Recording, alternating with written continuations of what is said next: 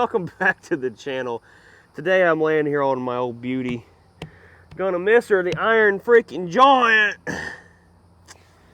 So voluptuous. Oh, it's so hot and steamy and thick. See if I can get down without breaking something. Whoa, that was a lot higher than I thought it was. All right, back out here with an update, guys. The Iron Giant is leaving us. I kind of gave you guys a taste of what was going on in a video probably about a month ago. But let's reel it back and explain to you the whole situation from the beginning. It's gonna be a lot of talking these first 5 or 10 minutes, but stick through it and you guys know what's going on. Well, folks, the truth is the Iron Giant, we bought this baby. I was reached out to by a company that the machine was kind of abandoned on their land. And they asked if I wanted to buy it. This is while I was not making videos, and probably about a year ago now. I said, well, I think I'm gonna pass because I don't really have a need for something that big around the shop or anything like that, so I passed on it. Well, 6 or 7 months goes by and I hit them up again. I found the phone number and I said, hey, do you guys still want to sell the loader? They're like, yeah. I'm like, all right. And I agreed to pay them $3,000 for it. That's what they wanted for it. So I paid them for it, and before I paid them, I said, hey, do you mind if we make a video getting it started? Of course, you bought it, it's yours. So we go out. You guys seen the really cool Will It Start? We've got Will It Start t-shirts centered around the freaking Iron Giant. And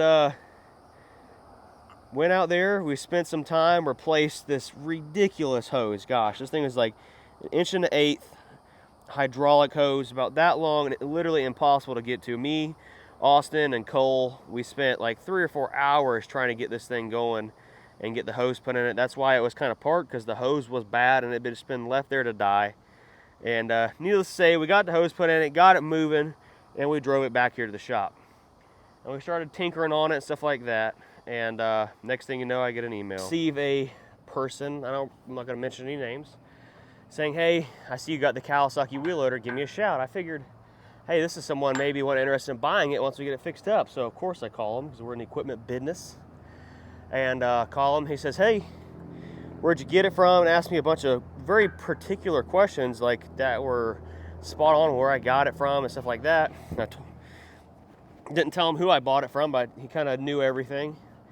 He says, well, that's my wheel loader. I'm like, what are you talking about? I bought it from these people. It's not. This stuff's hot. Jesus. Anywho, he says it's his wheel loader, and he left it there several years ago, and he was going back to put batteries in it about 6 months ago, or I don't know, he took the batteries out of it, whatever. This thing had been sitting there for a long time. You guys seen the condition it was in, where it was sitting at. And you can definitely tell it had been sitting there for a lot longer than 4 or 5 years. Especially the condition of the hydraulic hose when we pulled it out. That thing was just falling apart like 15, 20 years of rust. There's no way it had only been parked there for 4 or 5 years. Nonetheless, he says it's his. I'm like, well, I bought it. I have a bill of sale. It's mine. If you have a problem, take it up with these people that I bought it from. So I gave them each other's numbers, and they hashed it out. So after a little while, the guy that said he owned it provided a bill of sale where he bought it and showed that he was the owner, and that's when things started to change.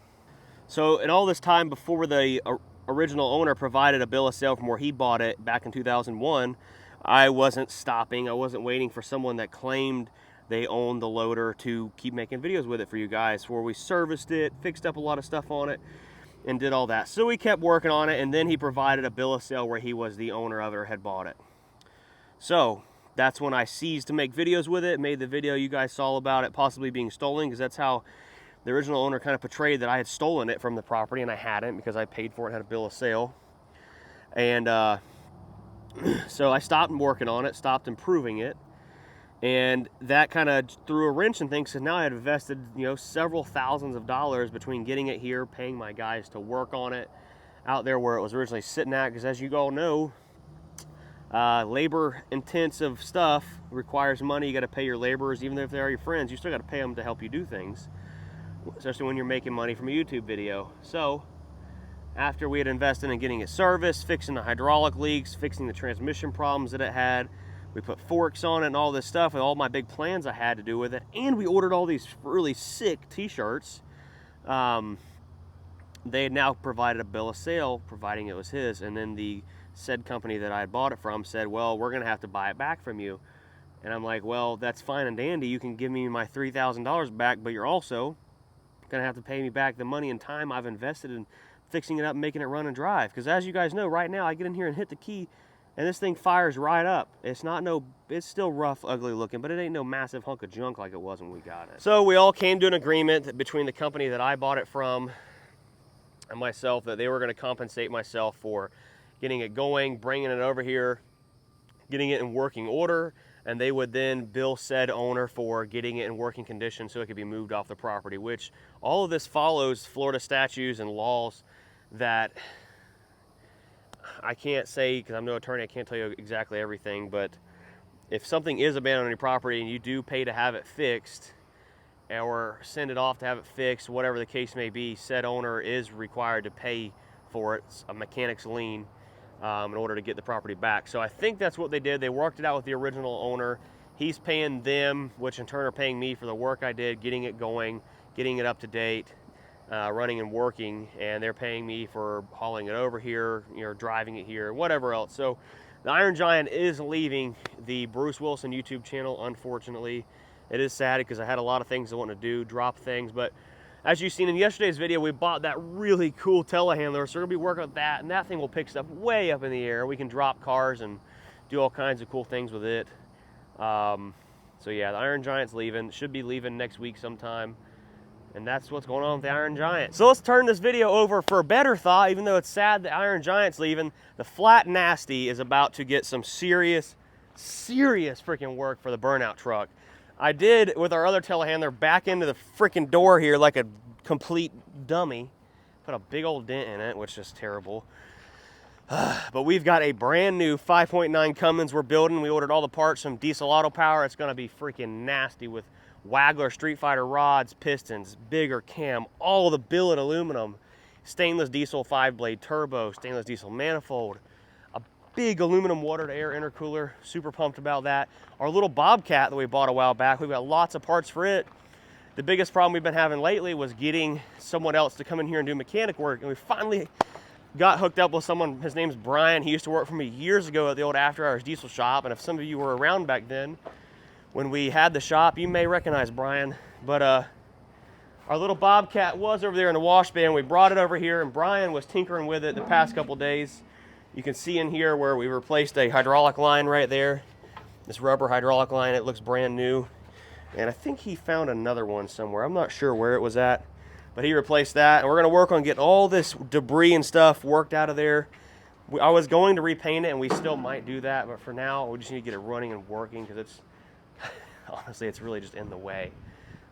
We got brand new tires and wheels. I was gonna put just new tires on the factory wheels, and but the wheels were rusted and in really terrible shape. They're actually over there, we can show them. But I bought 4 brand new tires, 4 brand new wheels off eBay for $1,000, so it wasn't a bad deal. And we've got this brand new Briggs & Stratton Vanguard 23 horsepower V-twin engine to replace the, it's either 18 horsepower twin opposed that was originally in it. Another update, we got some sick wheels here for the Lincoln. That's why I've got Brian here who's gonna start working on all these projects that I've started and kind of help him do some of the tedious work that I don't really have the necessary time to work on it. Ryan's been pushing me to really do something with my little pulling tractor here. This little sled puller here, my brother Aaron and I built probably 15 years ago, and Aaron sled pulled it literally forever ago. I'll try to find a clip and throw it in here. It's got a 12 horsepower Kohler, single cylinder. This is like a 1965 or 60, it's a 60s model Cub Cadet International garden tractor. And we sold it probably about 10 years ago, and we were down at the Florida Flywheelers and we bought it back. I'm just happy to have it back in the family. Maybe Aaron and I can fix it together for my son Gunner. Really cool. So right here are the wheels I pulled off of the Bobcat. I was gonna weld them up, but there are literally holes everywhere in these things, and there's just no fixing those. So I think two of them out of the 4 are still good, but we're just not gonna mess with it. As far as the Flat Nasty goes, this is the hood off the original Flat Nasty mud truck. We're gonna pull the old school fab stack off of there, the carbon fiber stack that's going on there, getting a hood stack, all kinds of cool stuff. Let's walk up front. I wanna show the folks the turbo we got coming in this baby. So we finally got around to tearing down the engine out of the original flat nasty mega truck Brian did today. He's really good at doing diesel stuff from my old diesel shop I had. So I got this thing torn apart, got the crank out of it. I thought it was going to be a little bit worse shape than it actually is. Right here's a rod bearing. The rod bearing's in really bad shape. It looks absolutely terrible. But I'm sorry, main bearing. But the crank's still in good shape. So even though that looks like crap, the crank's not bad. We're going to polish the crank up. The old rods and pistons, we're not going to be using any of those. It's actually a funny story because you guys remember years ago when we built this thing, we put brand new rod bearings in it because when we first built it, it started knocking. So we threw rod bearings in. You can see this is a brand new rod bearing we put in it. But from this engine getting so hot and almost trying to lock up and the sand getting in it and water getting in it a few times, it took its toll as far as in like the thrust bearing right here that fell apart. So we got the block out, we've got the head off of it. I'm gonna be taking both of these to Bullfrog Performance next week once we get our pistons in. And we're gonna be doing some main studs, boring it out to like 20 over, I think, and putting some cam. There's all kinds of cool parts. So enough about the engine. Let's go up front and check out that turbo.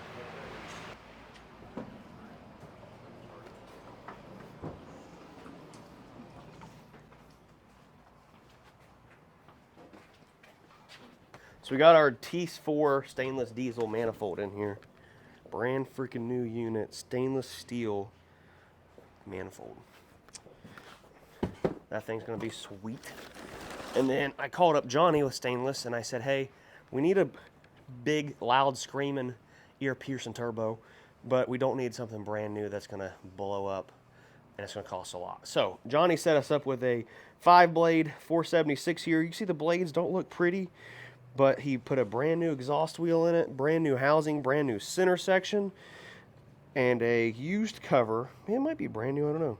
But the wheel's used, but the wheel, it looks ugly, but that thing will work and it will whistle and scream with no problem. So we are officially part of the 5-blade mafia, which is super exciting. We've got all these parts here. There's some S&S injectors there, S&S 12 millimeter CP3 going on that baby. We should make 1,000 horsepower pretty easily. And we've got this sick bike, ADD motor sent us. We've been riding it around trying to lose some weight, but it's hard when it's electric. You just you just go and get on there and you drive down the road. So that's our update on the Iron Giant, guys. Go get entered in the JB Tools and Goodall 10,000 amp jump box that we use for all of our stuff. And doing our will it starts. Man, if we would have had that thing when we tried doing the will it start on the Iron Giant instead of dealing with them big batteries, that would have been a freaking game changer. But we didn't, so go get entered to win yours. I love mine. We use them all the time. Like we did yesterday when we started up that Mahindra that was sitting there dead in the weeds. Make sure y'all smash that like button, drop a comment down below, and subscribe. We'll see you later.